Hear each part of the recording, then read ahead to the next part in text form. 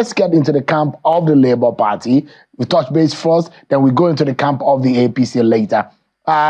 Joining me, one of the spokespersons of the Labour Party campaign organization, Mr. Yunusa Tanko, who joins us virtually from Kaduna. Thank you so much, Mr. Tanko, for joining us. It's good to see you.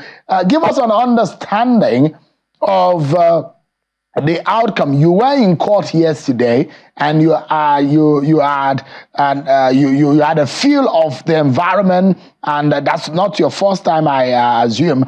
But what sense do you make out of that judgment, especially taking a cue from what your presidential candidate, Mr. Peter Obi, has reacted on? I want to thank you very much for inviting me to discuss this matter.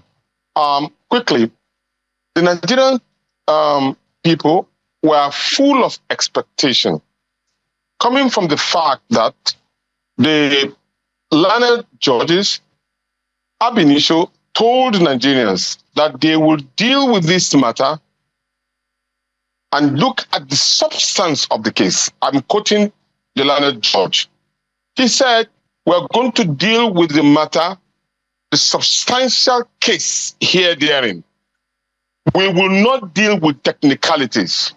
So I don't know when technicalities actually come into the judgment, because what we saw yesterday were simple technicalities that are being used, choreographed to knock off every inch of the petition that were made by the three petitioners.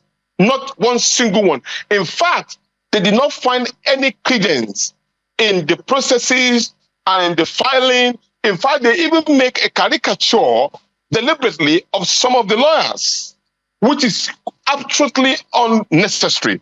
For me, it's unbelievable, because it only shows, and my fear is this: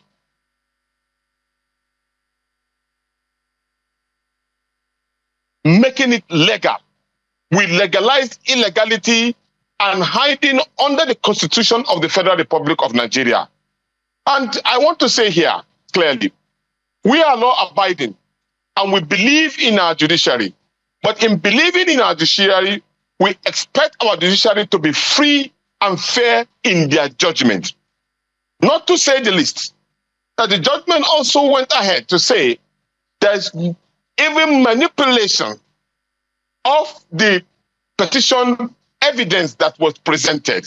I mean, it's quite unheard. The danger here is that it sends signal to every Nigerian that illegality pays, that democracy is put into the dungeon. Anybody who can commit any form of illegality can become the president of the Federal Republic of Nigeria, as long as he can use the judiciary and he will be able to protect himself, and then it will be pronounced so. And that, for me, is dangerous for our democracy. Let's look at some of the reactions, Mr. Tanko. Let's take it one after the other. Some of what the judges said yesterday. One of it is the fact that they complained, or they submitted yesterday, that there were social media attacks. There were some inferences being drawn outside of the court, but evidence were not properly laid and adduced in court to prove the case. Now, when we made applications that they should televise the proceedings live, right from the beginning, there were applications that the proceedings should be televised live. Now, that will have given an opportunity for Nigerians to see whether we presented the right evidence to the court or not. But on our part, from the Labour Party, we make sure that every processes were recorded and reported live as it's happening in the court, just to give Nigerians a kind of a sense of visuality of what really took place in the court. Now, our judges, yourself and myself and every Nigerian, were very much evidence of what happened in Lagos. We saw prove where our voters were intimidated, ballot boxes were snatched, ethnic profiling took place, and that particular issue was presented in that court for Nigerian people to see. But yet, we were told that that particular evidence is not enough. It's not enough to invalidate the election. What it simply means is that, but it is enough to show some part of this country that they are not wanted. Or it is enough to show that if you have money, you can manipulate the system. Mr. Tanko, on that point, yes, that you touched on, this is what the Tribunal said yesterday, or the court said yesterday, that the allegation that agents of the petitioner, which include yourself, your party and Mr. Peter Obi, had their ballots, their votes disrupted and suppressed, and the petitioners, according to the court, said video recordings will be tendered as proof. But the court said this was not done. Was there any issue of not able to provide video evidence of the disruption or suppression of votes where your party and your candidate are accused or are alleged so? Not only did we present the evidence, in fact, our witness was one of your reporters that covered that particular event who stand as a witness, and it was presented to the court. So we did not manufacture anything. But the court went ahead to also say that the report that we submitted and the evidence that we submitted were manipulated by us. And that is funny to me. Because right there as we spoke, don't forget, I am the star witness in that court.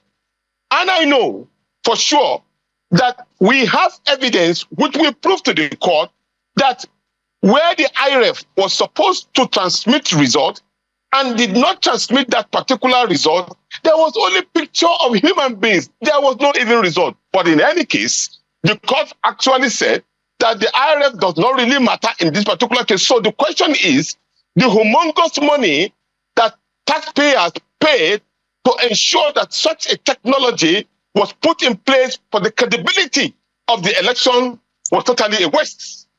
And at the same time, the international community who supported this particular process of ensuring there is clarity and there's no ambiguity in terms of reporting the result was a waste. Painfully, while the elections of the Federal House of Representatives and the election of the Senate, which we did not contend because it followed and passed through the threshold of what INEC said it will do for the Nigerian people, and we believed INEC. That particular result was accepted by all because the result was transmitted as real time and there was no question. But the question remained, why was it that that particular report, the result of the presidential election was not transmitted? And it was deliberately so. And we were able to present, and in fact, not only present, most of the observers clearly show that there was a deliberate attempt to cause or glitch that particular process in order to manipulate the system. Whatever decision that has already been made by our judges need to be looked into. Now, the fear here is this. Our younger ones are witnessing this particular show, and they believe strongly Nigeria can be better, but not in this way. Not in this way for us to justify something that Mr. Tanko, you and everybody knows. Yeah. Let me ask you, do you perhaps regret or imagine that some of the social media attack on the judges could have hurt your case, because you will see in the tone of the judgment of yesterday from the judges, they did not take it lightly. In fact, it is amazing for the learned judge to even make reference to it, because we expect that the learned judge should be able to look into those particular areas of eye on the judiciary, for example. There are precedents that have shown to Nigerians that we needed to trust the judiciary. And in fact, I, for one, thought that the judges would take that particular encouragement, because I call it encouragement, and courageously so, to give courage to our judiciary to be able to do the right thing. Because you see, walls has ears. People can see, people can hear. Once there is a discussion between two persons, that particular information can filter one way or the other. And don't think Nigerians are fools. They are not. They are watching and they are listening. For them to have made those particular pronouncements, eye on the judiciary. But was it right? Was it right, Mr. Tanko, for example, if the judges don't feel that it was okay, do you for a moment, with the benefit of hindsight, now that this has happened, do you think that it was necessary for the judges to have been attacked on social media and allegations being leveled against your supporters? Not at all. I would never support attacking our judiciary or our judges in any way. And that is why my position is clear on the encouragement aspect of those particular pronouncements, not as attack or an abuse. And in any case, our judges and the judiciary have the right to have put a caution, because all of us are under this particular judiciary. One day or the other, we will find ourselves in the court for adjudication. And we want our judiciary to be above board. In fact, they are supposed to be the last hope of the common man. Unfortunately, they have been inculcated and imputed into our electioneering system, which we need to find a way of eliminating, because we are putting them in the line of danger. The processes are very clear in Nigeria today. When you want to start an election, all you need to do, go for a propaganda at the early stage using the media. When you do, go to the election, use stocks, use any means of manipulation, use any means of money to put yourself in position of power. Tanko, Once you put yourself in the position of power, then you are asked to go to court. Let's anchor this way. Yeah, on this question. If the judgment had gone in your favor, what would your reaction be have been different? Of course it will have been different, but we will have preferred the judgment to be fair to all concerned. But if you look at this particular case in study, every aspect of the petition was trashed deliberately, and it was justified by all kinds of fair position. But then, does it mean that particularly those judgments were made on this petitioner because the judges are angry? Come on. All right. No, we would have reacted differently. Well, if it had been in your favor, you wouldn't have thought that the judgment was not right. We wouldn't have been because we know there are areas that we cannot be perfect. But this particular judgment needs to be looked at as if it was near perfect at all, because it was all completely. And when we know that the election was marred with a lot of malpractices, all of us knew. Thank you so much for your reactions. We'll be getting so much more reactions later on the program. But thank you so much, Mr. Yunusa. God bless you, and God bless the Federal Republic of Nigeria. I appreciate your time tonight. I appreciate it.